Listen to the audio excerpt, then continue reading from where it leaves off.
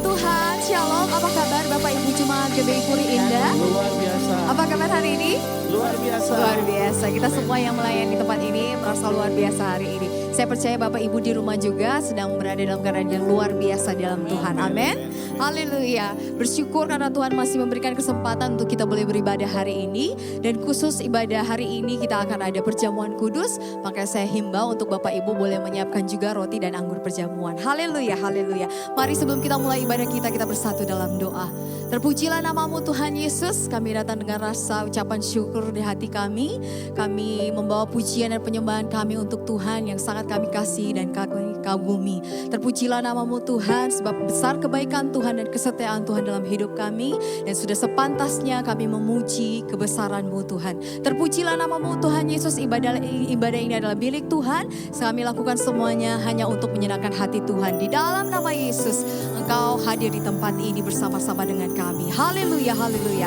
Amin. Mari boleh berikan tepuk tangan bagi Tuhan kita yang dahsyat. Haleluya, haleluya. Sebab Allah itu baik, sungguh baik bagi kita.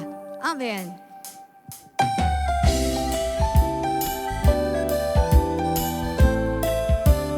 Dia teramat baik, kasih setianya terbukti.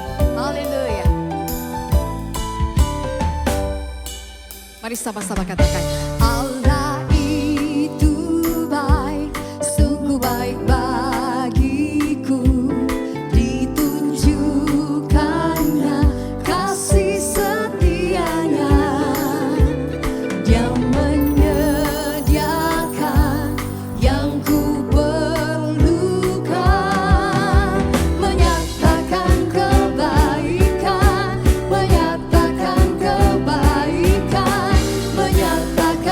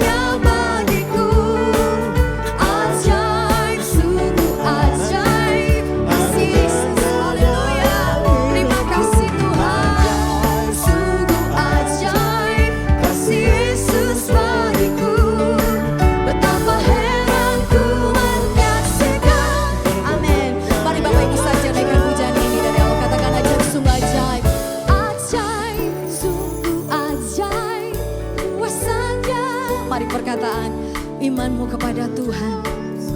Anugerahnya dalam hidupmu berlimpah dan ajaib, ajaib. Kasih Yesus, amin, amin. Betapa heran kami menyaksikan kebaikan-Mu Tuhan, amin. Masih Bapak Ibu saja katakan, setiap hariku menikmati. Setiap hariku menikmati berkat-Nya melimpah sepanjang hidupku. Terima kasih Tuhan, kebaikan-Mu, kasih setia-Mu Tuhan. Ajaib, sungguh benar Kau ajaib Tuhan. Haleluya, haleluya. Mari sama-sama sekali lagi katakan, setiap hari, setiap hariku menikmati berkat-Nya melimpah sepanjang hidupku merasakan kebaikan-Nya, kasih setia-Nya. Ajaiblah Tuhan Yesusku, ajaib selamanya. Haleluya, ku puji namanya. Sekali lagi katakan, ajaib, semua ajaib. Ajaib, sungguh ajaib, kuasa-Nya bagiku. Yes, amin. Terima kasih Tuhan. Haleluya. Sungguh besar anugerah-Mu Tuhan. Terima kasih Tuhan. Kasih-Mu berlimpah atas kami. Heran ku menyaksikan perbuatan-Nya.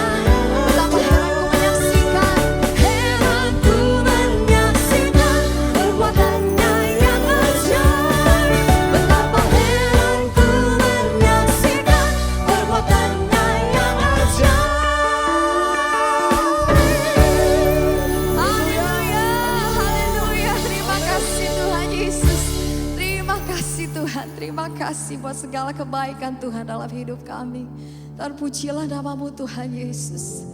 Kami siapkan hati kami untuk menerima firman-Mu Tuhan. Terima kasih Bapa. Kami percaya setiap hamba-Mu yang Kau kirimkan untuk menyampaikan firman Tuhan bagi kami, Tuhan pasti mengurapi, memakai sehingga apa yang keluar dari mulut hamba-Mu itu sungguh-sungguh berasal dari hati Tuhan. Nasihati kami, tegur kami Tuhan, bahkan pulihkan hidup kami.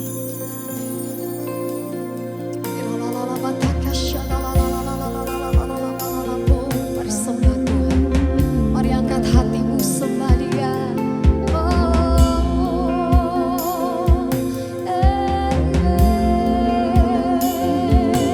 Ajar kami untuk menghitung hari-hari supaya kami boleh beroleh hati yang bijaksana. Kami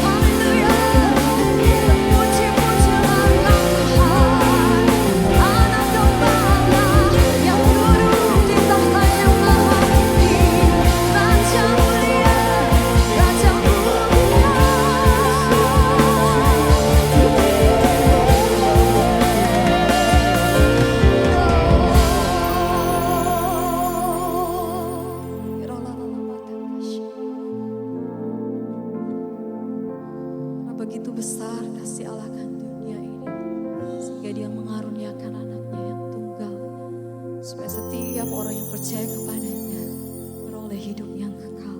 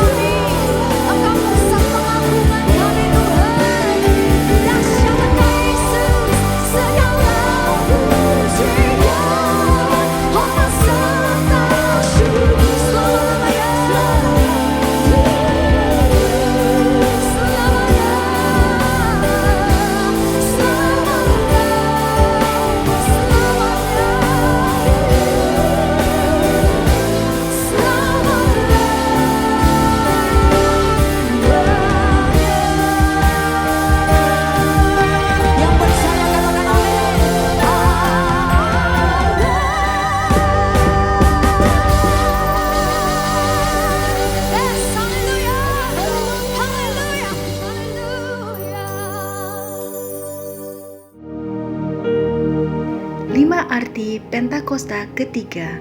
1.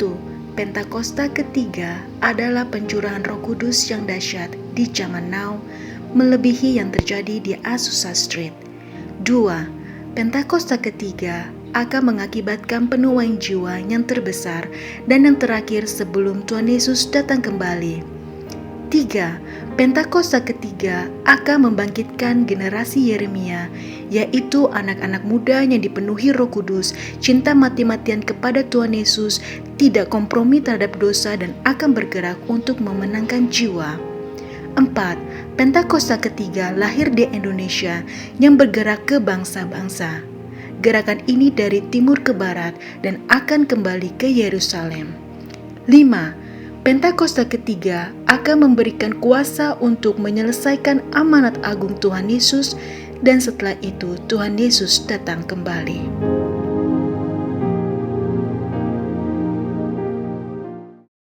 Happy Sunday semua.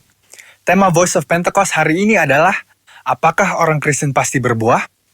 Sebagai orang percaya, hidup kita harus senantiasa berbuah, agar supaya memberikan kesaksian untuk orang lain dan sebagai bukti dari hasil kerja Roh Kudus. Jadi apa itu sebenarnya buah roh? Galatia 5 ayat 22-23 berkata, tetapi buah roh ialah kasih, sukacita, damai sejahtera, kesabaran, kemurahan, kebaikan, kesetiaan, kelemah lembutan, penguasaan diri. Tidak ada hukum yang menentang hal-hal itu. Kalau kita lihat secara biologi, buah adalah sesuatu yang dihasilkan oleh sebuah pohon sebagai bagian dari proses pertumbuhannya. Buah yang dihasilkan oleh sebuah pohon ditujukan untuk menyebarkan benih, dan proses tersebut bisa melalui berbagai macam cara. Benih tersebut bisa jatuh di tanah, terbawa oleh angin, dimakan oleh binatang atau manusia, dan seterusnya. Demikian juga dengan kehidupan orang Kristen. Hidup kita beberapa kali digambarkan seperti sebuah pohon. Kita ditanam, bertumbuh, lalu menghasilkan buah. Dalam konteks kekristenan, buah roh adalah sesuatu yang keluar dari kehidupan orang percaya setelah bertumbuh dalam Kristus.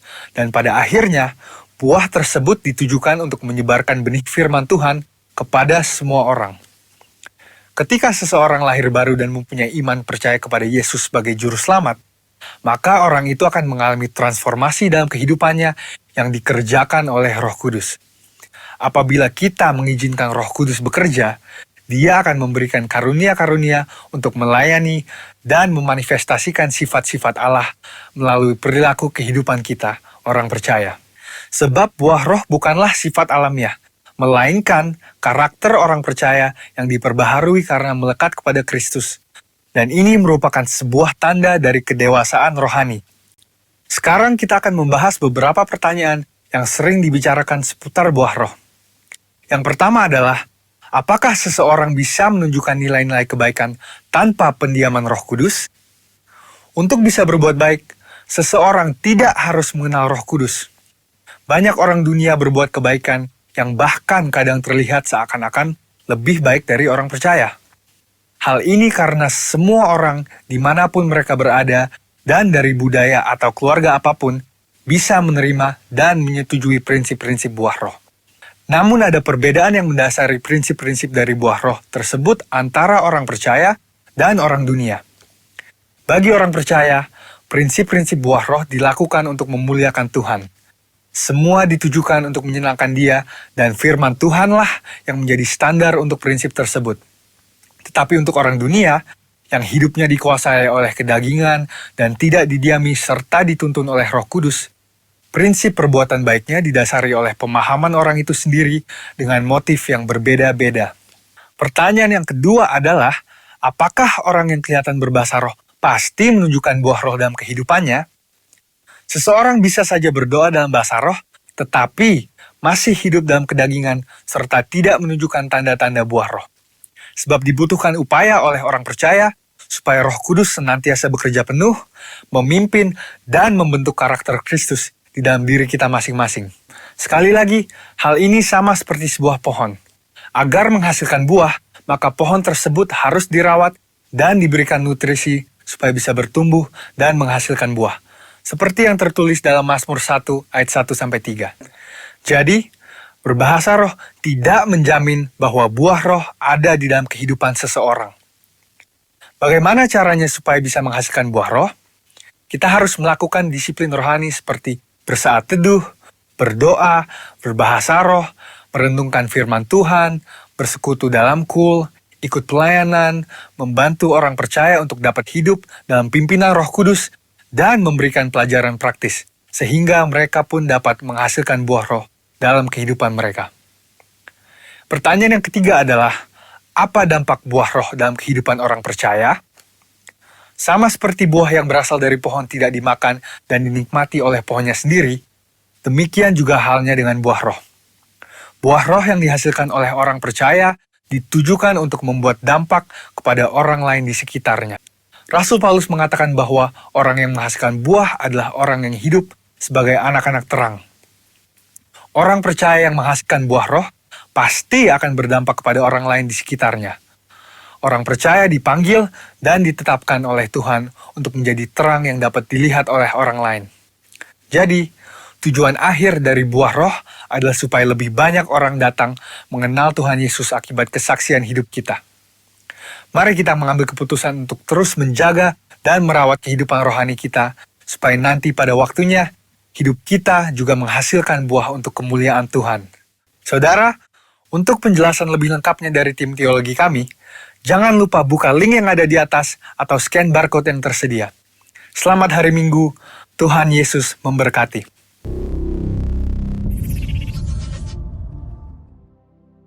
Mari kita satukan hati untuk masuk dalam doa sebelum firman Tuhan. Bapa Surgawi, tanpa terasa kami sudah memasuki di bulan terakhir di tahun 2020. Kami melalui tahun ini tidak mudah. Ada banyak tantangan, kesulitan, pergumulan, persoalan, sakit penyakit, dan juga hubungan-hubungan, pekerjaan dan usaha yang berjalan tidak seperti yang kami rencanakan. Tetapi kami tidak kehilangan iman untuk tetap berharap dan percaya kepada Tuhan, bahwa Tuhanlah yang memegang semua kendali dalam kehidupan kami, bahkan seluruh alam semesta ini. Oleh karena itu, bersabdalah Tuhan, berfirmanlah lewat kebenaran firman Tuhan.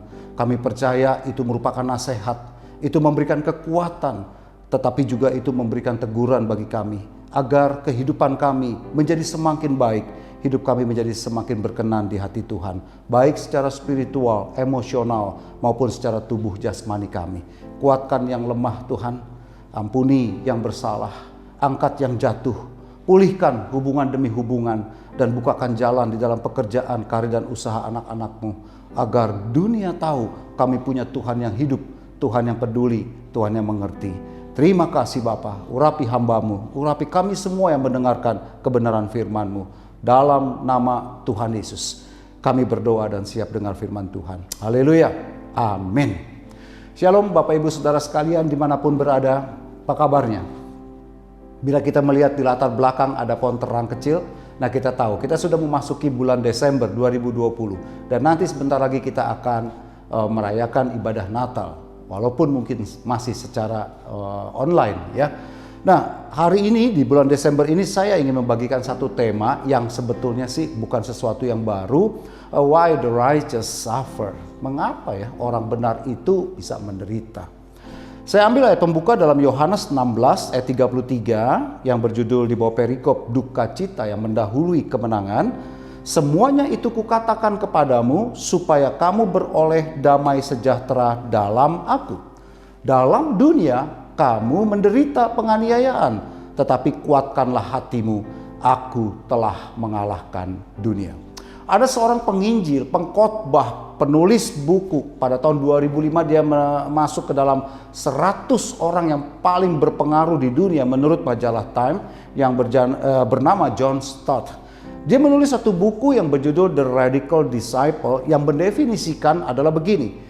Pemuritan Kristiani itu adalah suatu proses di mana para murid, orang yang dimuridkan bertumbuh, berkembang di dalam Yesus Kristus dan diperlengkapi oleh Roh Kudus yang mendiami hatinya dalam mengatasi tekanan, penderitaan di dalam kehidupan ini agar menjadi semakin hari semakin serupa dengan Kristus. Artinya begini, penderitaan akan selalu ada. Makanya di dalam Yohanes 16 ayat 33 tadi, Tuhan Yesus berkata, kamu akan menderita di dunia ini. Tuhan Yesus tidak mengatakan mungkin kamu akan menderita, tetapi Ia mengatakan bahwa kita akan menderita. Ada penganiayaan, ada perang, ada bencana alam, ada kejahatan, ada penyakit, kecelakaan, dan lain sebagainya.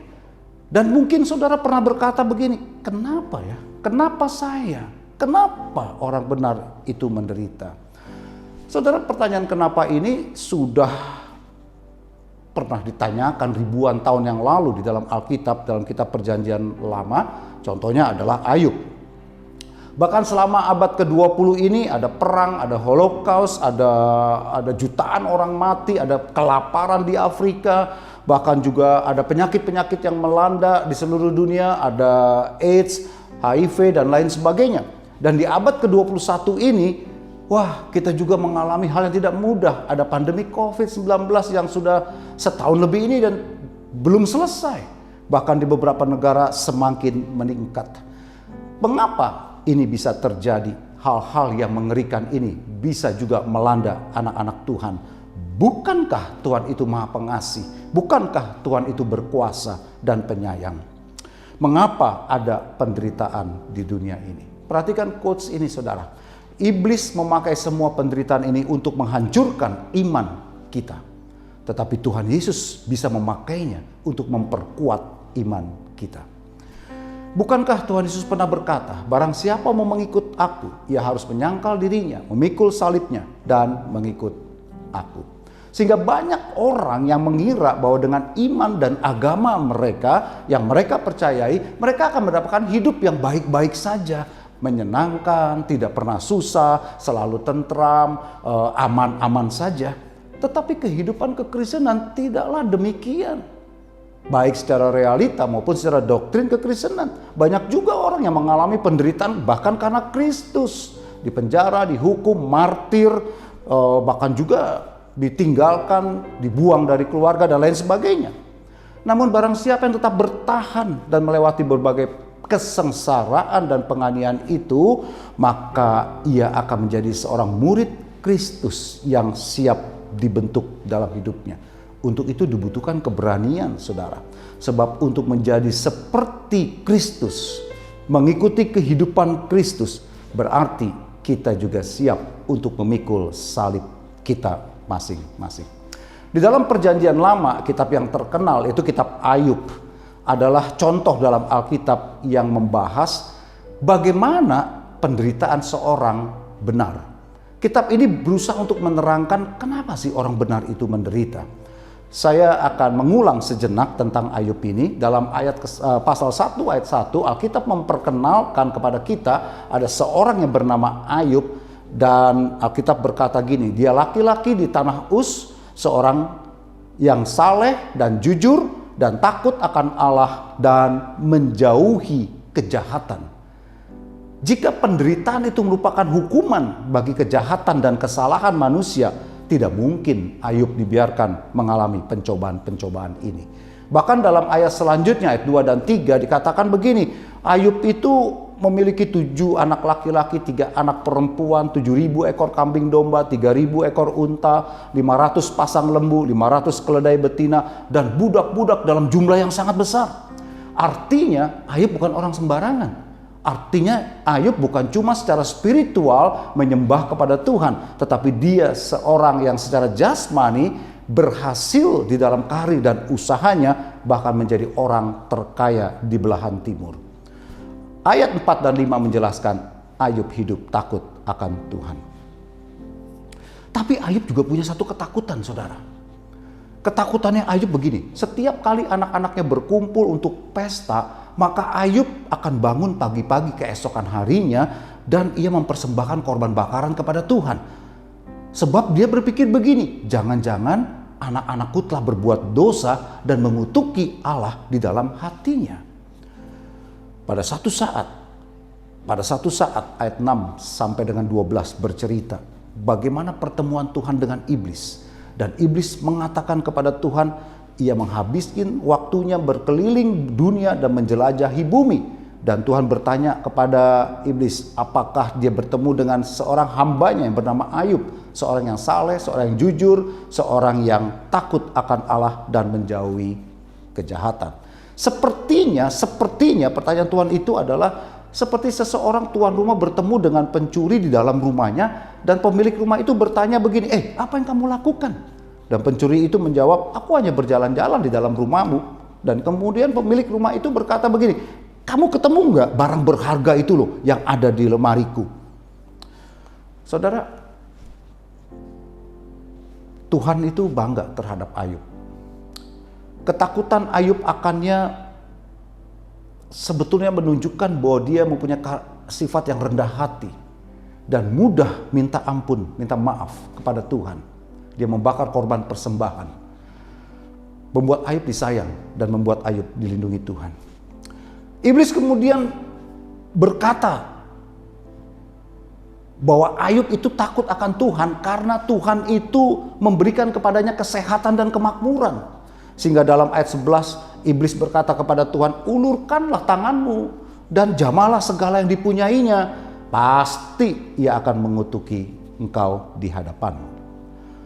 Tuhan bisa saja menolak dan berkata, aku tidak perlu membuktikan kesetiaan Ayub kepadaku karena aku tahu apa yang ada di dalam hatinya.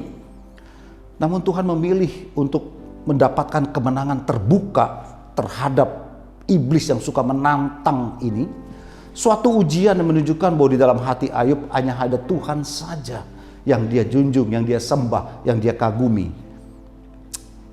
Apa respon Ayub? Kita tahu ketika semua hal yang buruk terjadi di dalam hidupnya, anak-anaknya meninggal, hartanya habis, dan bahkan dia juga sakit. Dia berkata, dengan telanjang aku keluar dari kandungan ibuku, dengan telanjang juga aku akan kembali ke dalamnya. Tuhan yang memberi, Tuhan yang mengambil. Terpujilah nama Tuhan. Dalam semuanya itu, Ayub tidak berbuat dosa, tidak menuduh Allah berbuat yang kurang patut. Iblis terbukti salah, tapi Ayub tetap tidak menyalahkan, mengutuk Tuhan ketika dia kehilangan banyak hal di dalam hidupnya. Tapi iblis tidak tinggal diam. Dia datang lagi sama Tuhan. Dia menantang kesalehan Ayub dengan mengatakan bahwa Ayub takut akan Tuhan karena Tuhan masih pelihara kesehatannya. Ketika terkena penyakit yang menakutkan, istri Ayub berkata kepadanya, masih bertekunkah engkau dalam kesalehanmu? Kutukilah Allahmu dan matilah. Wah, ketika istri Ayub berkata demikian, iblis pasti tersenyum dan dia mulai berkata, kali ini Ayub pasti akan menyangkal dan berpaling dari Tuhan. Tetapi Ayub berbicara kepada istrinya, engkau berbicara seperti perempuan gila. Apakah kita mau menerima yang baik dari Allah tetapi tidak mau menerima yang buruk? Dalam kesemuanya itu Alkitab berkata, Ayub tidak berdosa dengan bibirnya. Sekali lagi iman Ayub menang terhadap semua cobaan yang menimpanya dan iblis sekali lagi kalah. Walaupun Ayub ditimpa begitu berbagai macam pencobaan, tapi keyakinan dan imannya atas kedaulatan Tuhan tidak berubah. Begitu juga seharusnya dengan saudara dan saya. Dari kisah Ayub ini kita mengetahui bahwa tujuan iblis itu adalah menghancurkan sukacita kita di dalam Tuhan lewat kejadian-kejadian yang tidak enak. Tuhan memberi setan kekuatan yang terbatas untuk menyebabkan rasa sakit. Ya, tetapi Tuhan berkuasa bukan saja atas sakit penyakit, juga atas setan itu sendiri. Penderitaan atau kenyamanan di dunia ini tidak didistribusikan berdasarkan kejahatan atau kebaikan yang dilakukan oleh seseorang. Sebab itu kita jangan jatuh dalam keadaan menghakimi orang lain, apalagi sesama anak-anak Tuhan sebelum waktunya. Mereka yang paling menderita mungkin adalah yang paling terbaik, dan mereka yang paling makmur dan sukses mungkin juga adalah yang paling terburuk di hadapan Tuhan. Apa yang kita bisa pelajari dari kisah Ayub ini? Kenapa?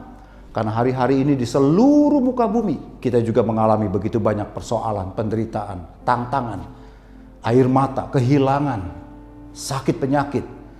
bahkan juga kemiskinan dan kegagalan di dalam penderitaan. Dari kisah ini kita belajar, yang pertama, meskipun penderitaan itu tidak baik, tapi ingat, Tuhan bisa menggunakannya untuk mencapai kebaikan. Tuhan ingin meningkatkan value, nilai dari anak-anaknya di hadapannya. Roma 8 ayat 28, ayat yang terkenal, saya bacakan ya.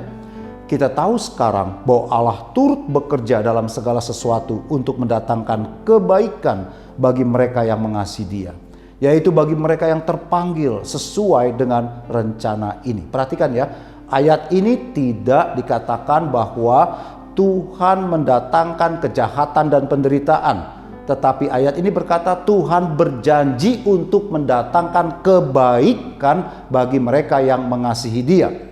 Kejahatan, kematian, penderitaan bukan dari Tuhan. Tuhan itu baik. God is good all the time. Tuhan itu suci, kudus. Tuhan itu murah hati, sabar, bahkan panjang sabar. Tidak mungkin pada hal yang sama Dia memberikan kematian dan penderitaan kepada anak-anaknya. Tapi Dia berjanji. Dia berjanji dalam keadaan yang paling buruk pun yang mungkin saat ini menimpa saudara, Dia akan mendatangkan kebaikan jika kita tetap ada dalam komitmen bersama dengan Tuhan, mengikuti dan mengasihinya. Mungkin keadaan banyak di antara saudara yang sulit hari-hari ini, dan kita jadi pesimis dan berkata, apa mungkin Tuhan bisa memulihkan? Apa mungkin Tuhan bisa mengubah semuanya jadi baik? Terlalu parah hubungan kami, terlalu besar hutang kami, penderitaannya terlalu banyak. Jika Anda meragukan janji Tuhan, ingat ya, ada seorang bijak yang pernah mengatakan begini. Saya bacakan. Tuhan mengambil hal terburuk yang pernah terjadi dalam sejarah alam semesta melalui penderitaan dan kematian Yesus Kristus di atas kayu salib, dan Ia mengubahnya menjadi hal yang terbaik yang pernah terjadi di alam semesta ini, penebusan dosa umat manusia. Saudara dan saya diselamatkan dari dosa. Jika Tuhan bisa mengubah suatu keadaan yang terburuk yang bisa kita bayangkan dan mengubahnya menjadi suatu situasi yang terbaik, masa sih Ia tidak dapat mengambil keadaan-keadaan buruk dalam hidup saudara dan menciptakan sesuatu yang baik daripadanya? Pasti bisa. Jangan hancur hati, jangan lemah iman, tapi tetap miliki pengharapan. Yang kedua, penderitaan kita tidak sebanding dengan hal-hal baik yang Tuhan sediakan bagi kita. Roma 8 ayat 18, Paulus berkata begini, sebab aku yakin penderitaan zaman sekarang tidak dapat dibandingkan dengan kemuliaan yang akan dinyatakan kepada kita. Saudara perhatikan, Paulus itu melihat kehidupan itu secara menyeluruh. Dia mengatakan begini, penderitaan yang kita alami hari ini nih, itu nggak ada bandingannya dengan kemuliaan yang akan dinyatakan kepada kita kelak. Jadi Paulus ingin mengatakan nih, jangan fokus pada hari ini. Kita ada persoalan, yes, ada penderitaan, ada kekurangan, ada kehilangan, ada sakit dan lain sebagainya.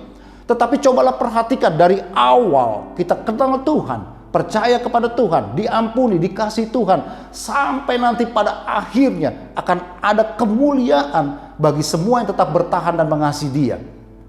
Bukankah Allah itu disebut Alfa dan Omega, Allah yang awal dan Allah yang akhir? Dia Tuhan dari awal, dari mulanya, dan Dia juga tetap Tuhan pada akhirnya. Coba kita bayangkan begini saudara, kalau pada hari ini kita coba merenung sejenak saja keadaan kehidupan kita, meneliti ke belakang tahunan 2 tahun, 30 tahun, 20 tahun yang lalu atau beberapa tahun yang lalu. Dan kehidupan kita melihat ada begitu benang hitam, merah, kusut yang tidak berbentuk, dan kita melihat keadaannya wah, tanpa harapan. Tapi kalau saudara dan melihat hidup kita sedang hari ini, dan kita belum menyadari satu demi satu Tuhan perbaiki kekusutan dalam hidup kita, itu menjadi sesuatu, jadi gambaran yang indah bagi kita semua. Saudara pernah lihat, saya kutip ini dari seorang hamba Tuhan yang memberikan ilustrasi. Saudara pernah melihat seorang wanita atau siapa saja menyulam kan? Satu kain gitu ya, dibingkai, lalu mereka mulai menyulam dengan benang begitu. Akhirnya dia dengan apa yang ada di pikirannya, sulaman itu menjadi sesuatu yang indah. Bunga kah, pemandangan kah, penuh warna-warni dan lain sebagainya. Indah sekali. Tetapi pernah nggak saudara membalik sulaman itu dan melihat ke belakangnya? Wah, saudara akan bertemu dengan benang-benang kusut yang ruwet di dalamnya, bercampur-campur warnanya, tidak berbentuk. Nah, itulah seringkali gambaran dari kehidupan kita. Jangan pernah lihat sesaat dalam hidup ini, tetapi lihatlah jauh ke depan. Itu yang Paulus mau sampaikan. Dia tidak berbicara kesementaraan, tapi dia mau berbicara mengenai kekekalan sampai dengan akhir yang dia katakan itulah kemuliaan yang dijanjikan Tuhan. Paulus mengatakan ini bukan dia tidak pernah menderita. Dia adalah rasul yang menderita, dipukul, dilempar, dipenjara, ditolak, lapar, haus, dirajam, karam kapal, digigit ular beracun, dan lain sebagainya. Bahkan jika ingin meminimalkan penderitaan yang kita rasakan, harusnya semuanya itu tuh membuat kita mempunyai hubungan yang jauh lebih intim dengan Tuhan. Ada seorang kisah yang diceritakan oleh seorang pemimpin gereja di Inggris yang bernama Galvin Reid tentang pertemuannya dengan seorang pemuda yang jatuh dari tangga, kecelakaan ya, pada waktu masih bayi, dan tulang punggungnya hancur, patah saudara. Pemuda ini keluar masuk dari kecil sampai dia dewasa dari rumah sakit sepanjang hidupnya. Tapi dia tetap kalau beribadah berkata bahwa Tuhan itu adil, bahwa Tuhan itu baik. Sehingga Pastor Galvin Reid ini bertanya kepadanya, berapa umurmu? Anak itu menjawab, 17 tahun Pastor. Dan dia bertanya lagi, berapa tahun kamu habiskan di rumah sakit? Anak laki-laki itu menjawab, 13 tahun. Pastor Reid berkata lagi kepadanya dengan heran, bagaimana mungkin kau mengalami hal begitu dan tetap berkata Tuhan itu adil? Anak laki-laki itu menjawab, karena Tuhan memiliki segala kekekalan yang akan menggantikan penderitaan yang saya alami dengan satu keindahan yang tidak terbayangkan. Tuhan pasti akan menggenapinya. Yang ketiga, jangan berpaling dari Tuhan. Penderitaan seringkali menyebabkan seseorang itu berpaling dari Tuhan, jadi pahit, marah, kecewa, menolak Tuhan, bahkan keras hati.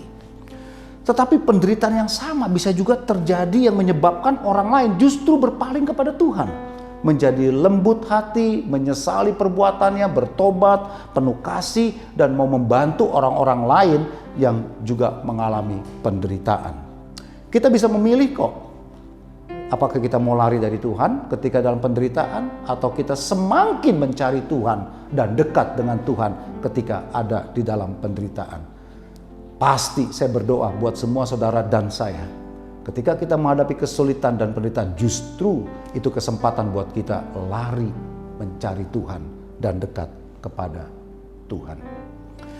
Bukankah penderitaan, cobaan-cobaan yang saudara dan saya alami di dunia ini terjadi supaya kita tidak menaruh kepercayaan kepada benda, diri kita sendiri, tetapi hanya kepada Tuhan. Tetap miliki kedamaian daripadanya walaupun sedang berada di tengah kondisi yang sulit. 1 Korintus 13, nasihat dari Paulus ayat 12. Karena sekarang kita melihat dalam cermin suatu gambaran yang samar-samar, tetapi nanti kita akan melihat muka dengan muka. Sekarang aku hanya mengenal dengan tidak sempurna, tetapi nanti aku akan mengenal dengan sempurna. Mungkin saat ini kita tidak bisa melihat hal-hal dengan sempurna, membingungkan, dan kita tidak bisa paham mengapa hal ini terjadi. Gak apa-apa, tapi perhatikan, kalau saat ini kita memahami semuanya dari perspektif, dari pandangan, dari pengetahuan, dari analisa kita saja yang mungkin sangat terbatas itu, mengapa ada penderitaan terjadi, kita tidak bisa semua memahaminya. Tetapi perhatikan, dari sudut pandang Tuhan, karena Tuhan melihat dari awal sampai dengan akhir, maka kita nanti akan melihatnya semuanya jelas dan sempurna. Bukankah ada ayat yang berkata, apa yang tidak pernah dilihat mata, tidak pernah didengar telinga, dan tidak pernah timbul dalam hati manusia, semua yang disediakan Allah untuk mereka yang mengasihi Dia. Jadi ingat ya, Bapak Ibu Saudara sekalian, terkasih dalam Kristus, iblis adalah musuh kita yang berjalan berkeliling kita sama seperti singa yang mengaum dan siap menerkam kita. Adalah kehendak Tuhan untuk selalu memberkati Ayub karena kesalehannya, tetapi Tuhan juga mengizinkan ujian cobaan terjadi dalam hidup Ayub. Sama seperti tanah liat yang diuji kekuatannya dalam bara api.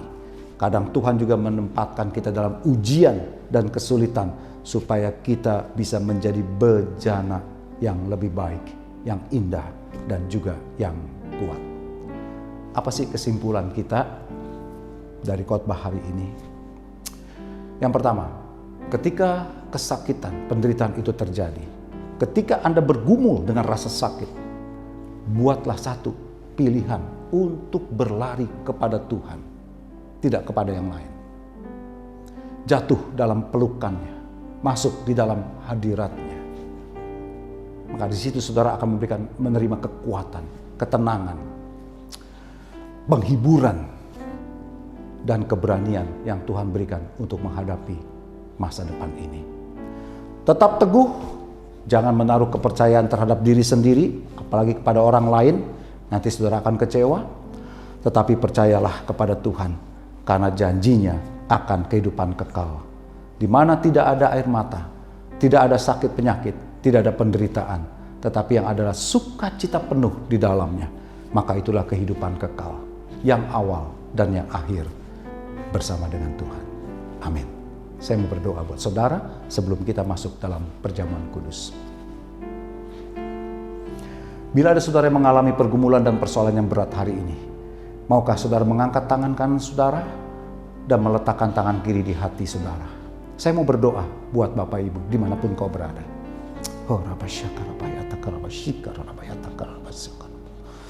Terima kasih Bapak buat kebenaran firman yang sudah kau nyatakan kepada kami. Kami menghadapi realita hidup yang tidak mudah pada hari-hari ini, bahkan bulan-bulan ini, bahkan sepanjang tahun ini. Dan kami tidak tahu kapan ini akan berakhir dan selesai. Tetapi hari ini satu yang kami tahu.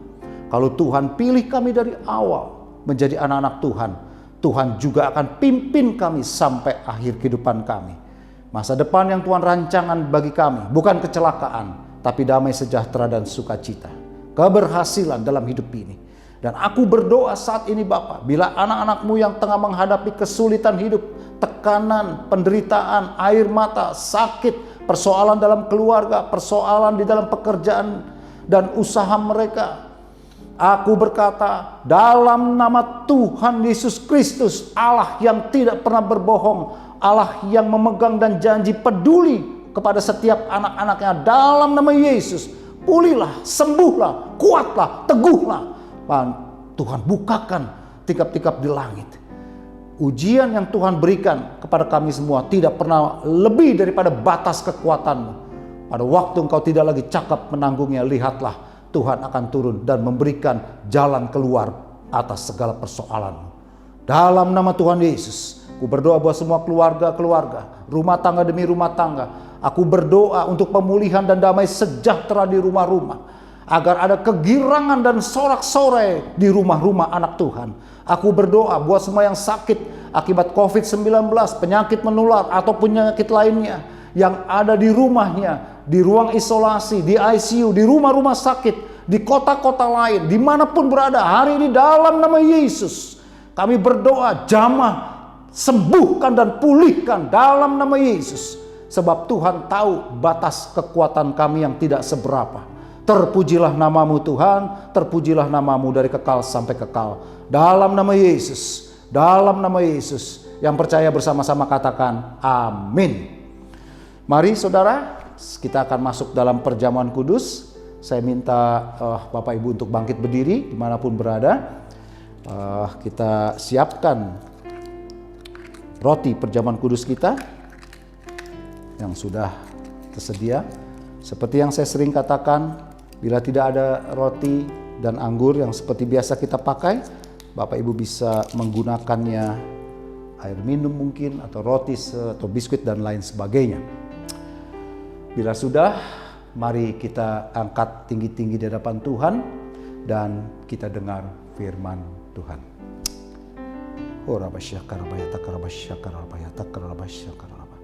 Sebab apa yang kuteruskan kepadamu telah aku terima dari Tuhan, yaitu bahwa Tuhan Yesus pada malam waktu ia diserahkan, ia mengambil roti, dan sesudah itu ia mengucap syukur atasnya.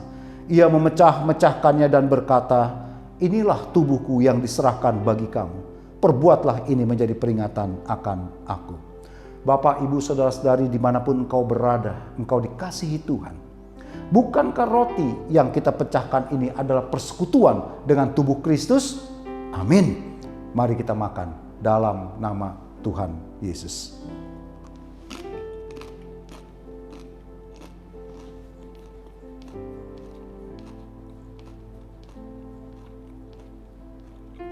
Terima kasih Tuhan. Saudara ambil cawan, kita siapkan lalu kita angkat tinggi-tinggi dan kita dengar firman Tuhan. Demikian juga ia mengambil cawan sesudah makan lalu berkata, cawan ini adalah perjanjian baru yang dimateraikan oleh darahku. Perbuatlah ini setiap kali kamu meminumnya menjadi peringatan akan aku.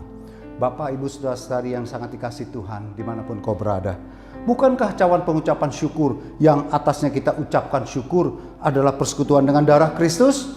Amin. Mari kita minum dalam nama Tuhan Yesus.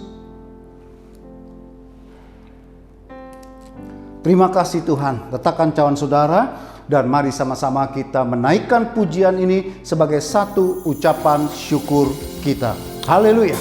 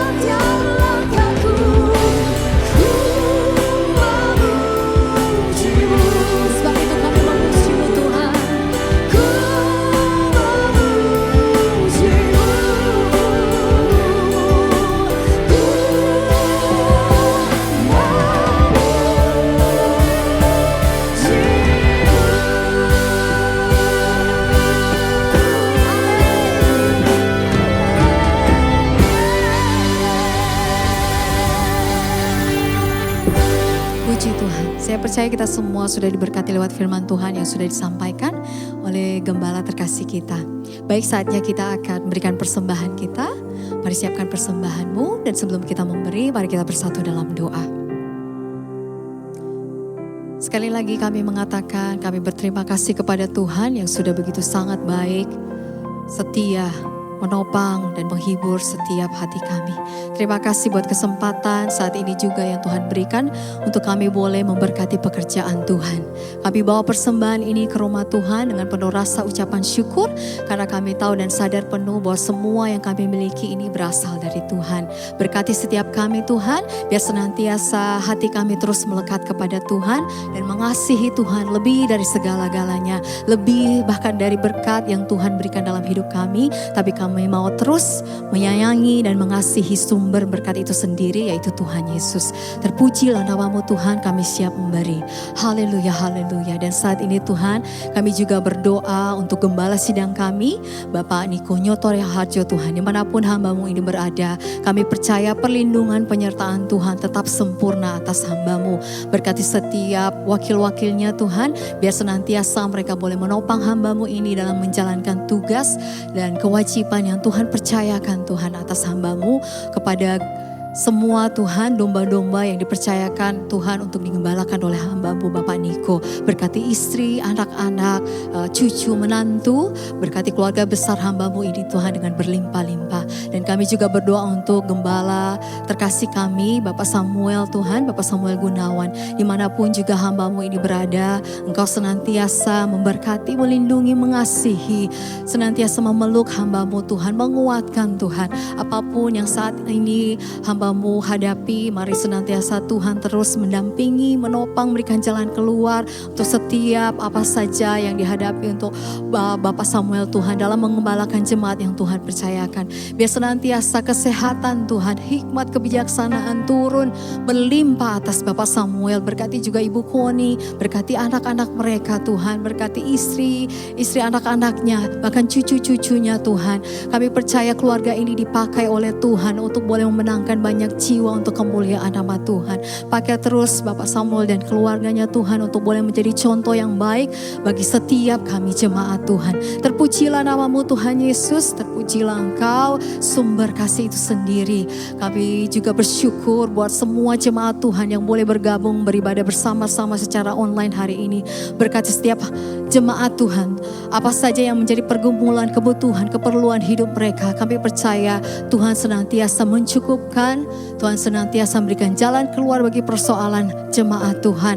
Karena senantiasa mereka bersandar kepada Tuhan, mereka percaya penuh bahwa Tuhanlah yang menjadi sumber kehidupan mereka. Tidak ada rasa takut, khawatir, bimbang dalam hidup jemaatmu, karena Tuhanlah yang menjadi harapan dalam hidup jemaatmu. Terpujilah namamu Tuhan, berkati setiap kami Tuhan yang sudah melayani hari ini. Biar senantiasa talenta yang Tuhan percayakan bagi kami kembalikan untuk kemuliaan nama Tuhan. Terpujilah namamu Tuhan, kami juga berdoa Tuhan untuk kota kami Jakarta dan bangsa kami Indonesia. Kami tahu hari-hari ini mungkin kami sedang menghadapi masalah yang berat, yang besar Tuhan. Tapi kami percaya di balik semuanya ini ada rencana Tuhan yang terbaik bagi bangsa dan kota kami.